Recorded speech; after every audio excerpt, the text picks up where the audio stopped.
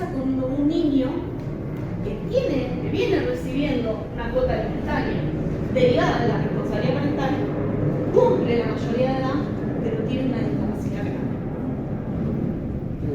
grave? No está legislado, pero hay jurisprudencia. Bien, muy bien, no está legislado. Esa es la gran crítica que nosotros le hacemos. No está legislado. ¿Debiera estar legislado? Si hay jurisprudencia, como que para basarse en eso, medio que se podría legislar, ¿no? Sí. ¿Pero por qué no está legislado? No está expresamente legislado. No, lo acabo de escuchar, pero ¿por qué no está legislado? ¿Cuál fue el... ¿Querés mi opinión de por qué? Claro, porque quiero no saber por qué sabemos. no. Porque tenemos un montón de legisladores que dejan que desear. Yo pienso que la discapacidad, la realidad es que incluso en la Facu, recién en 2014 tuvimos materia de discapacidad. Hay ¿Sabe muy por qué poco no? especialista. Perdón, me perdí un poco. ¿Qué es lo que Claro. no está legislado? No escuché lo que estaba hablando. Los alimentos para los hijos mayores de edad con alguna discapacidad. A lo que voy, ¿por qué me hace ruido eso de llevar a preguntarle por qué no está legislado? Porque si a las empresas les hacen, o a las, ¿cómo se llaman? Las constructoras, le hacen hincapié y sí está fuertemente penado, por ejemplo, lo que hablamos la clase pasada, que ya no hay, por ejemplo, propiedades horizontales sin rampa. Bien. ¿Por qué hacen tanto peso y hincapié en esas cosas, que me parecen perfectas, y no en la aplicación no sé si me... Vos de lo que hablas es de la legislación? Del ¿Por qué? 75-23. Claro, porque a las empresas se las castiga fuertemente cuando no cumplen, pero no hay una legislación firme para el caso de alimentos para un niño. Me parece algo incoherente. No se la castiga tan fuertemente igual. Sí. Esto es una empresa. Está bien, pero... Y no hay nada. Pero ¿cómo que no? Te cierran una obra que ya está terminada si no tiene rampa. ¿Cuántos millones perdiste? Pero escuchame, ¿Cuánto? pero el subte, ¿cuánto? Lo mismo las empresas de subte, esa multa no la separan. Bueno, después hablamos de cómo se ejecuta. La realidad es que quizá hay más normativa con relación a otras cosas.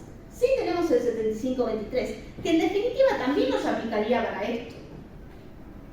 ¿Por qué? Porque si ustedes se van a la convención, el artículo 28, esto es de la Constitución Nacional, ¿sí? Ahora, ¿puedo borrar? Sí, me quedé sin pizarrón. Borra ese, ¿eh? Borro. Borro lo del 26. Ya no necesitamos. Esto es Constitución Nacional. Ahora, si ustedes se van al 28.1, artículo 28.1 de la Convención sobre los Derechos de las Personas con Discapacidad, habla, ¿alguien lo tiene ahí? ¿Lo lee? Sí. Nivel de vida adecuado y protección social. Los Estados partes reconocen el derecho de las personas con discapacidad a un nivel de vida adecuado para ellas y sus familias, lo cual incluye alimentación, vestido y vivienda adecuados y a la mejora continua de sus condiciones de vida, y adoptarán las medidas pertinentes para salvaguardar y promover el ejercicio de este derecho sin discriminación por motivos de discapacidad. Habla específicamente de la alimentación, de los alimentos, y aún así no lo tenemos legislado. Lo que dicen muchos es lo que decía el compañero, bueno, hay jurisprudencia que lo habilita.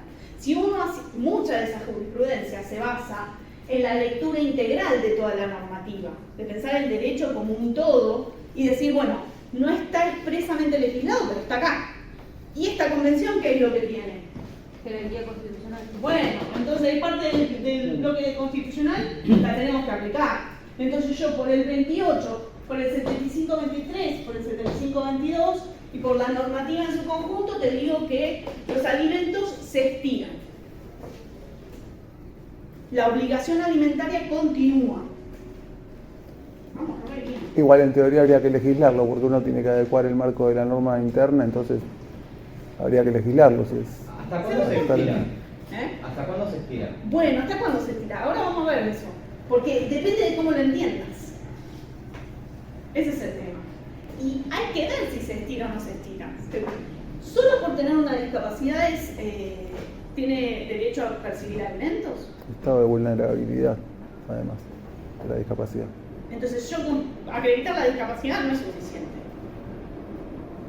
Es lo que dicen muchos.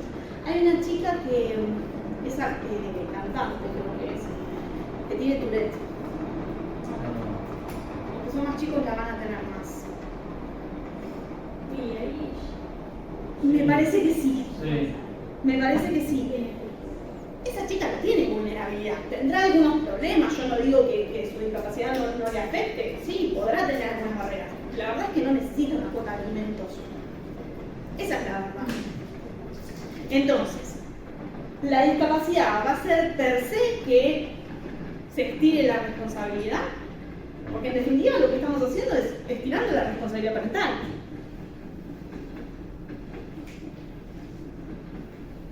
Algunos fallos dicen esto: no cesa la obligación alimentaria, yo entiendo el derecho en su conjunto, y otros fallos dicen, en realidad está regulado, pero está regulado acá, en el parentesco, porque los primeros obligados eran los ascendientes y los descendientes. Entonces, yo por el parentesco y en virtud de este estado de necesidad, le impongo una cuota alimentaria. ¿Siguen? ¿Cuál sería el problema de esto? ¿Cómo lo pido? O sea, si no está regulado, ¿cuál es el proceso para pedir alimentos a un progenitor, por ejemplo, si es sobre una persona con discapacidad? Autosustentable. Vos tenés dos opciones hoy. O la pedís por la responsabilidad parental, entendiendo que se estira, aunque la normativa no lo diga específicamente. Pero haces un proceso, por ejemplo, te pones una demanda y todo como cualquier proceso civil, si quieres pedir alimentos para una persona con discapacidad. Sí, vos la demanda la tenés que interponer igual. Algunos autores dicen que si vos ya estabas cobrando y había una demanda, se estira de pleno derecho. Y no es necesario volver a iniciar la demanda. Otros dicen que no. queda en manos del juzgado que va y te rechaza y te Bueno, pero ¿qué seguridad tenemos en esto de dejarlo en manos de un juez? Es que en realidad ni siquiera es el juez, es el juzgado, el secretario de turno que vos vas y dices, bueno, Pero el responsable es el juez. sí, bueno, presento un escrito, pido la extensión porque es obvio, no, preséntelo por la vía que corresponda. Y Claro. nada. Bueno, y atás, ¿es justo? ¿Qué seguridad jurídica tenemos? Viene alguien con un hijo con discapacidad, una discapacidad grave hablamos, ¿no? Viene a tu estudio y le decís, bueno, ¿qué tenemos que hacer? No llego, no sabe qué, la pensión no me alcanza, yo soy jubilada, no llego, necesito que mi ex marido me pase una cuota de alimento. No puedo trabajar, o no estoy jubilada, pero no puedo trabajar porque las tareas de cuidado de mi hijo me insumen tanto esfuerzo que no puedo trabajar. ¿Qué haces? ¿Qué le decís? ¿Vamos a pedirlo? Si ya hay una abierta, una demanda abierta, por Incidente. claro, calculo yo que se debería de pedir un incremento de la cuota alimenticia, o si no la hay, iniciar una demanda. Usted piense que a los 21 le cesa el pleno derecho. Se queda sin cuota. De pleno derecho. Claro, pero no dijo usted que de pleno derecho podía tener continuidad. Algunos autores dicen eso, pero la normativa no lo dice. Ah, no, entonces hay que hacer una nueva demanda pidiendo la extensión de ese alimento. Claro, lo que pasa es que la nueva demanda puede tardar como rapidísimo, pero rapidísimo, 3 meses. Una paga. Rapidísimo. Una cautelar. Una cautelar. Pedir una cautelar. O una paga. Un mes. En un mes. Y un mes desde que se presenta. ¿Alguna vez iniciaron una demanda? No. Entre que vas al abogado, que le presentás los papeles, que le decís tenemos un juicio o no tenemos un juicio, en que por ahí pasan 2 o 3 meses. Entonces son tiempos. Y hablamos de personas en situación vulnerable. No se puede, perdón que lo interrumpa, no se puede quizás para ser más expedito, no sé, se me ocurre una mediación. Quizás en una mediación se puede llegar a conciliar. Sí, podría ser. Como Pero algo estás en la pronto. misma. Como algo pronto. 1 o 2 meses te comes. Y en el medio le dieron de baja la obra social. Que para una persona con discapacidad puede ser un montón. Sí, un montón. Pero ¿qué hay así tan expedito, más rápido que una ¿Te amparo? mediación? No, yo me quiero. No hay nada. Y bueno, entonces tenés que morir en una mediación. Tienes que morir. Con A suerte. menos que tengamos una normativa. Pero no la hay. Bueno, pero yo no te digo que la vida es maravillosa. Yo no vengo acá a decirte que el código es maravilloso. No. Pero pensémoslo, hay que plantearse estas cosas. ¿Cuál es la diferencia? Ponele que lo lograste. Que en el medio pidieron plata prestada, que... Ponele que lo lograste. ¿Vas por el parentesco o vas por la responsabilidad parental? Y depende de quién esté mejor. ¿A quién se lo pide? Yo se lo pediría Al primero. padre. ¿Se lo pedís al padre o a la madre? A cualquiera de los dos. Sí. Pero los pedís dentro del marco de los alimentos del parentesco o de la responsabilidad parental. Yo iría por Parentesco. ¿Por qué? Porque la responsabilidad parental ya pone explícitamente edades. Parentesco no. Me es más ambigua, más abierta y podría intentarlo por ese lado. Pero responsabilidad parental no tiene requisitos que parentesco sí. Y no tiene limitaciones que parentesco sí. Si es mayor de edad, en parentesco te van a decir la educación no. O sea, la escuela especial no. El taller protegido no. ¿Pero para qué acción? Alimentos. No, sí, desde ya. Pero para parentesco, ¿me lo admite, por ejemplo, una mediación? Sí, la mediación van todas. De hecho, en Capital creo que es obligatoria la mediación. Sí, claro, es obligatorio. Bueno, en Provincia de Buenos Aires el Código Procesal te deja elegir. Nosotros no tenemos mediación en familia, tenemos la figura del consejero en Provincia de Buenos Aires, que lo que hace es el trabajo del mediador. Pero ya, no, en Provincia de Buenos Aires. Te hablo. Pero ya dentro del juzgado. Entonces, lo que hace el Código de Provincia es decirte, vos podés elegir si vas con el consejero a buscar la etapa previa de conciliación o vas directo al juez. Si acordás, maravilloso, andá por la etapa previa, resolvé y chau. Ahora, si no acordás, No, pero no tiene nada que ver. terminar juez. bueno, pero perdiste un montón de tiempo. Igual de todas Lo que formas. yo quiero que piensen es cómo se efectiviza esto. Si todo esto estuviese legislado, ¿no pasaría? No, tiene que ver con eso. ¿O sí? Y por lo menos si estuviese legislado y te dijeran si tiene un CUD, no sé si la cuota alimentaria de pleno derecho y lo tiene que pedir. Por lo menos antes de que se la saquen, y tendría que ir al juez a decirle, oiga, mi hijo tiene 2 niños. Depende de lo que se legisle y cómo se legisle. También podemos decir un montón de cosas. Parentesco. Voy por el parentesco. Porque tengo más posibilidades de que me la den. Sí. Ahora, si el progenitor no tiene ingresos suficientes, dice yo cobro la mínima y pago de alquiler la mitad de mi pensión, de mi jubilación, Se libera de. por el parentesco se libera, no puede cubrir. Tendría que ir probar por responsabilidad parental. Muchos autores lo que dicen es, no puede ir por el parentesco, o no debiera ir por el parentesco, aunque sea más seguro de que te la den, porque tengo muchos más riesgos. Y la obligación es mucho menor. Entonces te conviene siempre ir por la responsabilidad parental, que no está legislada. Y yo tenía una pregunta que no tiene mucho que ver con esto, pero paralelo al pedido de alimentos, ¿se puede iniciar una pensión no contributiva? Sí. Bien, ¿qué pasa con las pensiones no contributivas? En realidad, la pensión no tiene relación con los alimentos. Son obligados distintos. El obligado de la pensión es el Estado.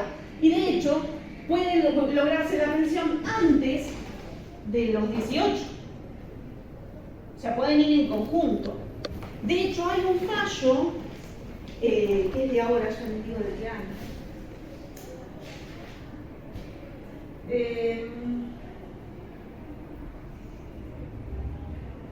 Creo que es de la Cámara de Junín, de ahora de 2024, que lo que dice, después se los paso. No tengo el fallo, tengo la nota periodística. Lo que dice es que, el caso era así, la persona con discapacidad cobraba una pensión. Las pensiones, no se imaginen que son fortunas, son pensiones, cobran muy poco, ¿sí? Y el alimentante había pedido el cese de la cuota alimentaria en virtud de que esta persona cobraba, el alimentado cobraba la pensión. Bueno, se lo rechaza ese pedido. ¿Por qué se lo rechaza? Porque la pensión no alcanzaba a cubrir los gastos. Y entendió la Cámara que el alimentante tenía esta obligación, por el principio de solidaridad familiar, de prestar la mayor colaboración posible para que esta persona, en situación de vulnerabilidad o discapacidad, pudiera tener el mayor nivel de vida. ¿Me siguen? Sí. Uno puede estar de acuerdo o puede no estar de acuerdo. Hay que ver. No dice en la nota que yo leí qué es lo que o cuáles eran los ingresos de este alimentante. Y los ingresos hay que probarlos también. Con la economía en negro que nosotros tenemos en este país es muy difícil. Entonces pones un monto y por ahí ese no es el monto que está cobrando. Es muy difícil. ¿Qué les parece? ¿Qué piensan? Tengo si la persona que va a reclamar por el menor, ya sea el hombre o el menor, como dijiste recién, dijo recién, que puede preverse de esa situación y no dejar que caduque. También no se puede ser como para que no suceda este lapso de perder tiempo en la mediación, en un amparo, en lo que fuere. No se puede la persona decir, bueno, pará, estás por cumplir 18, no, de 21, vamos a presentar esto porque si no, no voy a llegar, no van a dar tiempo. ¿Sabes que no ha habido, que está bueno lo que decís, y por ahí lo empiezo a pensar ahora y no lo he visto por lo menos, planteos en la minoría de edad de que se extienda la obligación hasta tanto la persona mejore su situación? O de que las personas sepan que tienen ese derecho para aplicar y que pasado un determinado tiempo se vence, que lo sepan, para que lo tramiten antes y no se queden esos meses esperando un amparo o una mediación. Anticiparse. Exacto, Anticiparse. prever. Ahora, podríamos pensar en la responsabilidad del juez. ¿Por qué? Porque aunque la parte no te lo pida, nosotros tenemos una oficiosidad para personas con situación de vulnerabilidad. En situación de Pero vulnerabilidad. quedamos siempre al criterio del juez y no siempre el criterio del juez es el correcto. En ningún ámbito. Totalmente de acuerdo. En ningún ámbito. Entonces, ¿Y de qué juez? Porque no todos los jueces resuelven igual. Tal cual. Hay que ver qué juez te va a resolver. Existen todos estos planteos que tienen que ver con cómo lo hacemos, qué es lo que hacemos. La realidad es que la falta de regulación nos juega en contra. Nos juega en contra. A ver, le juega en contra a la persona que necesita esa cuota alimentaria. Al alimentante por ahí le va bárbaro.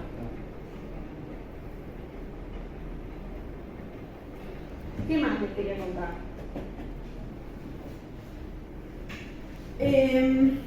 Bueno, yo también, perdón, una opinión. Depende de tus leyes en relación a familia, tenés tu perspectiva de familia para la sociedad en la que vivís. ¿De la protección de la familia? Claro. ¿Por qué? No, porque imagino qué ideal de familia hay o se persigue con una sociedad, va a ser acorde a las leyes que tenga esa sociedad. Entonces, si vos dejás medio libre albedrío a mayores de edad discapacitados, estás diciendo de alguna forma, fomentando la discriminación hacia ese grupo. Sí, hay quienes te van a decir que en realidad la ley no hace a la cultura, sino que la cultura hace la ley. Yo creo que hay una retroalimentación. Hay un poco y un poco, como que de uno y otro. Pero sí, a la hora de ejercer tus derechos, la falta de una normativa que hable específicamente es compleja. ¿Por qué? Porque hay un montón de cuestiones, yo te digo, vamos por la responsabilidad parental, pero hay un montón de cuestiones que van más allá de la responsabilidad parental. Porque si usted ahí, no sé si escucharon alguna vez la canasta de crianza. Sí. ¿Saben lo que es? Es un dato que publica el INDEC, que lo que hace es, por franja etaria, de 0 a 1, de 1 a 3, de 3 a 6 y de 6 a 12, dice cuánto vale mantener un niño. Más o menos. Y a partir de eso... Un anticonceptivo más. Te saca las ganas. No, es más grave que eso, porque la canasta de crianza de un niño, uno, de 5 o 6 años, es mayor que el salario mínimo vital anual. Claro, sí, es. Ese es el problema que estamos teniendo. ¿Cómo es bueno? Bueno, por eso que se redujo un montón la franja de nacidos por año o por mes, no sé cómo se rige eso, de natalidad, eso, el índice de Igual natalidad. la natalidad me parece que es mucho más cultural. Puede ser, es válido lo que vos decís, y el elemento económico tiene que ver. Claro. Mucha gente dice, yo no lo puedo bancar. Antes era normal escuchar que tenían 5, 6, 7 chicos como si nada, y hoy tenés 2 y decís, ¿cómo no llego a fin de mes? Esa es la verdad. Ahora, yo creo que hay una retroalimentación de la economía, y mucha gente de, por ahí mi edad, los millennials y para abajo, empezamos a decir, bueno, quiero ser padre o quiero viajar, o quiero hacer otras cosas. Y empiezan quizá por ahí tendrían la plata, pero aún así eligen no hacerlo. ¿Entendés? No creo que lo económico sea el único elemento que defina esto. Y además es una cosa muy mundial. Creo que solamente en África tienen una tasa de natalidad mayor a 2. Bueno, depende del país, ¿no? Porque hay países que siempre fueron de natalidad muy baja. ¿Vos hablas de Europa? Claro, y por ejemplo Italia es prácticamente cero el índice de natalidad, no es cero. No, tienen un índice de natalidad, muy pero bajo. empieza a decrecer.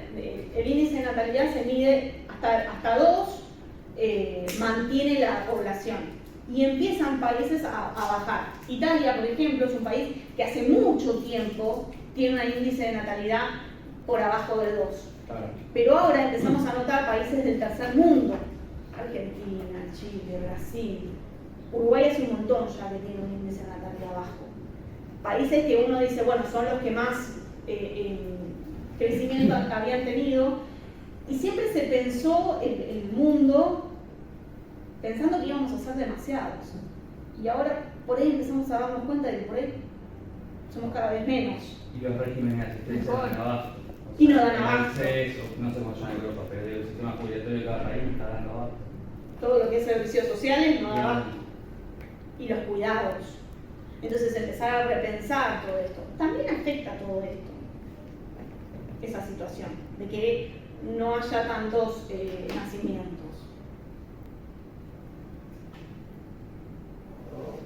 Sí, en Europa esto es efectivo, no es opinión.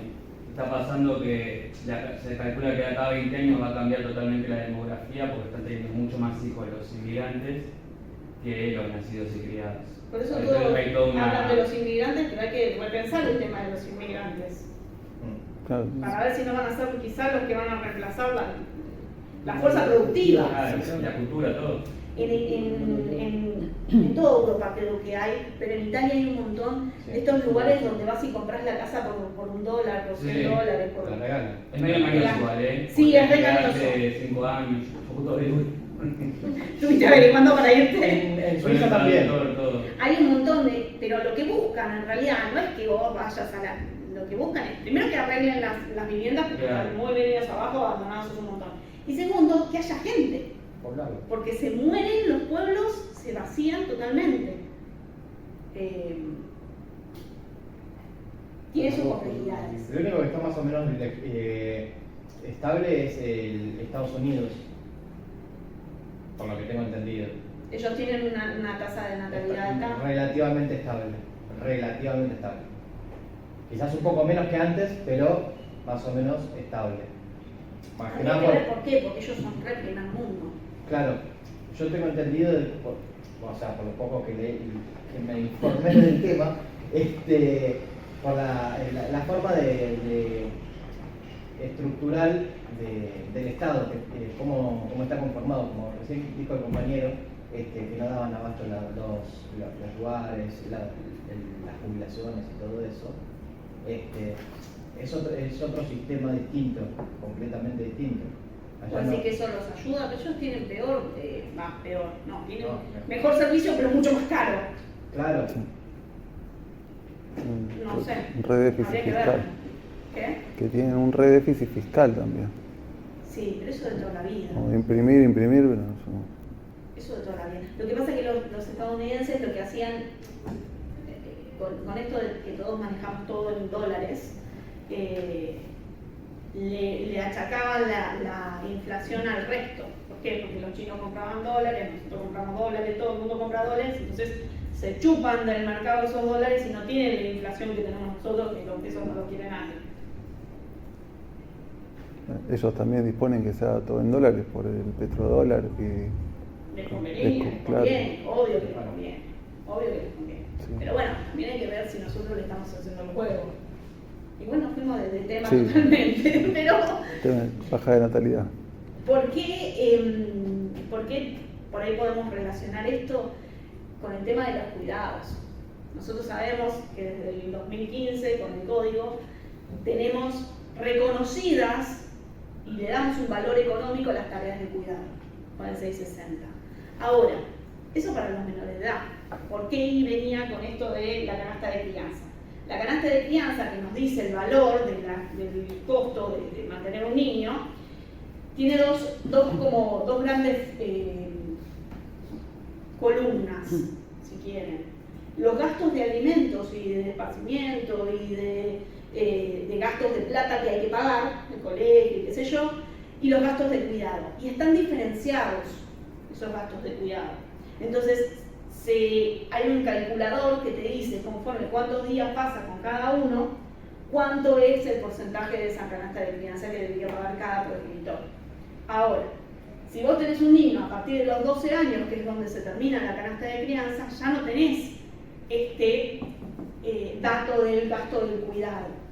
El resto, factura de la obra social, factura del colegio, y yo acredito.